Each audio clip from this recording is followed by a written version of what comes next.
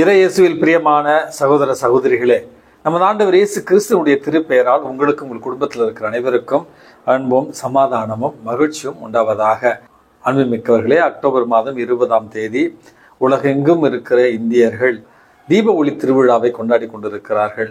அன்புமிக்கவர்களே, இந்த உலகம் முழுவதும் அருட்பெரும் ஜோதியாக இருக்கிற இறைவன் தன்னுடைய தனிப்பெரும் கருணையால் மக்கள் மனங்களில் கருணையையும் இரக்கத்தையும் அன்பையும் விதைத்து எல்லோரும் ஒருவரை ஒருவர் சகோதர சகோதரிகளாக மதித்து சமூக நீதியோடு கூடிய ஒரு நல்ல சமுதாயம், உலக சமுதாயம் உருவாகிட இந்த ஒளியினுடைய விழாவில் ஒருவருக்காக வாழ்த்தி ஒருவருக்காக ஜெபித்து மகிழ்வோம். ஃபாதர், நம்ம கத்தோலிக்க கிறிஸ்தவர்களாச்சே, இது நம்முடைய விழா இல்லையே, தீபாவளி திருவிழாவை நம்ம கொண்டாடலாமா அப்படி என்கிற ஐயம் ஒரு சில பேருக்கு ஏற்படலாம். அன்புமிக்கவர்களே, நாம் அனைவருமே பிறப்பால் தமிழர்கள், இனத்தால் திராவிடர்கள், நம்முடைய நாடு இந்திய நாடு. ஆகவே பெரும்பான்மையான மக்கள் கொண்டாடுகிற இந்த ஒளியினுடைய விழாவை நாம் கொண்டாடுவதில் எந்த தப்பும் தவறும் இல்லை. கத்தோலிக்க திரு அவை கூட தீபாவளி திருவிழாவை ஒளி, இயேசு கிறிஸ்து உலகின் ஒளி என்கிற அந்த ஒரு கண்ணோட்டத்தில் இந்த விழாவை நம்ம கொண்டாடலாம் அப்படி என்கிற அறிவுறுத்தலை நமக்கு கொடுத்திருக்கிறது.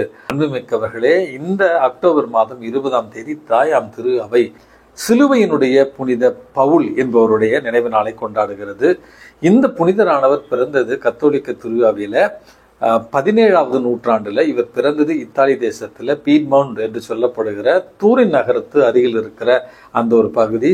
இவர் ஒரு பணக்கார பிரபுத்துவ குடும்பத்துல பிறக்கிறார். மிக இளைய வயதிலே கல்வியிலும் ஞானத்திலும் நம்பிக்கையிலும் விசுவாசத்திலும் சிறந்து விளங்கினார். ஒரு குருவாக திருநிலைப்படுத்தப்பட வேண்டும் என்பதிலும் மிக ஒரு ஆர்வமாக இருந்தார். பிறகு குருவாக திருநிலைப்படுத்தப்பட்ட பிறகு இவர் வாழ்ந்த அந்த ஒரு காலகட்டத்தில் பிரபலமாக இருந்த புனிதர்களில் மிக முக்கியமானவர் புனிதர் பிரான்சிஸ்கு சலேசியார். ஆகவே அந்த பிரான்சிஸ்கு சலேசியாருடைய வாழ்க்கையையும் அவர் எழுதிய புத்தகங்களையும் படித்து தான் தன்னுடைய ஆன்மீகத்தில் முதிர்ச்சி பெறுகிறார். அங்கிருந்த கப்புச்சின் சபை துறவிகளோடு நெருங்கிய தொடர்பில் இருந்து அவர்களுடைய ஆன்மீகத்தையும் தன்னுடைய ஆன்மீகமாக ஏற்றுக்கொள்கிறார். அன்புமிக்கவர்களே, தன்னுடைய வாழ்நாளில் மிக அதிகமான நேரத்தை இயேசுனுடைய திருப்பாடுகளை சிந்திக்கிற, தியானிக்கிற ஒரு முயற்சியில் இவர் ஈடுபட்டார் என்று இவருடைய வாழ்க்கையில் நம்ம வாசிக்கிறோம். அதனுடைய ஒரு காரணமாகவே இவர் தான் தொடங்கிய துறவர சபைக்கு திருப்பாடுகளின் துறவியர் சபை என்பதை தான் இவர் பெயரிட்டார் என்று இவருடைய அந்த வாழ்க்கை வரலாற்றில் நம்ம வாசிக்கிறோம். இயேசுவின் எளிய சகோதரர்கள் என்று அழைக்கப்பட்ட இவர்கள் பிற்காலத்தில் அந்த பேஷனிஸ்ட் என்று அழைக்கப்படுகிறார்கள். இவர்களுடைய அந்த துறவர சீருடையில இயேசுவின் திருப்பாடுகள் என்கிற அந்த வாசகம் பொறிக்கப்பட்டிருக்கும். அன்புமிக்கவர்களே, ஏழை எளியவர்களுக்கான கல்விப்பணி, சமுதாய பணி மற்றும் மருத்துவ பணிகள் வாயிலாக இன்றும் இந்த பேஷனிஸ்ட் என்று சொல்லப்படுகிற துறவிகள் உலகமெங்கும் அவர்களுடைய சபை தலைவருடைய அந்த எண்ணத்தையும் இயக்கத்தையும் இறையாட்சி பணியில செய்து கொண்டிருக்கிறார்கள். நாம் இயேசுவினுடைய பாடுகளில் பங்கெடுக்கக்கூடிய ஒரு மனத்திடனை இறைவன் நமக்கு தருமாறு இவருடைய பரிந்துரையால் மன்றாடி ஜெபிப்போம். அன்புமிக்கவர்களே, இன்றைக்கு நமக்கு கொடுக்கப்பட்டிருக்கிற நற்செய்தி வாசகத்துல 3 பகுதிகளாக நம்ம பார்க்கிறோம். முதல் பகுதியில சொத்தை பங்கிட்டு தருமாறு என்னுடைய சகோதரருக்கு நீங்கள் கொஞ்சம் அறிவுரை சொல்லலாமே அப்படி என்று இயேசுவிடத்துல ஒருவர் கேட்கிறார்.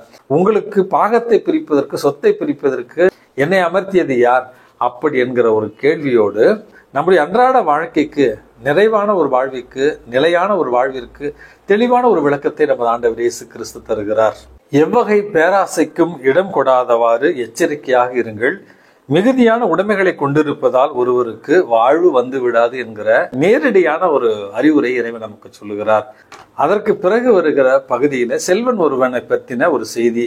அறுவடை மிகுதியாக இருக்கிறது. அந்த அறுவடையை மற்றவர்களுக்கு பகிர்ந்து கொடுக்க மனம் இல்லாமல் அதை என்னுடைய களஞ்சியத்துல சேர்த்து வைப்பேன். அதற்கு பின் அந்த செல்வந்தன் தனக்குத்தானே சொல்லிக் கொள்கிறான், உண்டு மகிழ்ந்திரு, உனக்கு உண்டு மகிழ்ந்திருப்பதற்கு தேவையான அனைத்தும் இருக்கின்றன அப்படி என்று அவன் சுயநலத்தோடு இறைவன் கொடுத்த அந்த ஆசீர்வாதத்தை தனக்கு மட்டுமே சிந்திக்கிற ஒரு காரணத்தினால் கடைசியில அவனிடத்துல ஒரு கேள்வி கேட்கப்படுகிறது. அறிவியலியே, இன்று இரவே நீ இறக்க நேரிட்டால் நீ சேர்த்தவை யாருக்கு சொந்தமாகும் அப்படி என்கிற ஒரு கேள்விதான். அன்புமிக்கவர்களே, இந்த பகுதியை பல முறை நம்ம சிந்தித்து இருக்கிறோம்.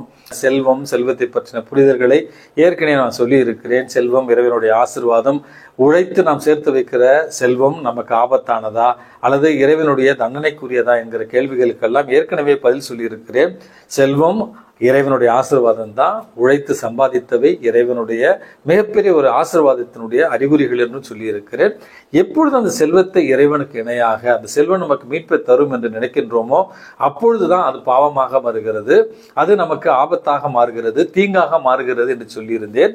இன்றைக்கு அதுல இன்னொரு சேர்வையை உங்களோடு பகிர்ந்து கொள்ள விரும்புகிறேன். செல்வத்தை சுயநலத்தோடு மற்றவர்களோடு பகிர்ந்து கொள்ளாத ஒரு நிலையும் பாவமான ஒரு நிலை, அதுவும் நம்மை ஆபத்திற்கு அழைத்து செல்லும் என்பதைத்தான் இன்றைய நற்செய்தி வாசகம் நமக்கு தெளிவாக சொல்லுகிறது.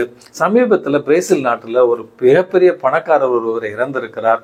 அவருடைய உயில்ல, அதாவது வில் என்று சொல்வார்கள் அல்லவா, அதுல அவர் தெளிவாக எழுதியிருக்கிறார், தன்னுடைய அடக்கத்தின் பொழுது தான் ஆசையாக வாங்கி வைத்திருந்த 10 கார்களை அவரோடு சேர்த்து புதைக்க வேண்டும் என்று. இதை எப்படி புரிந்து கொள்வது என்று தெரியவில்லை.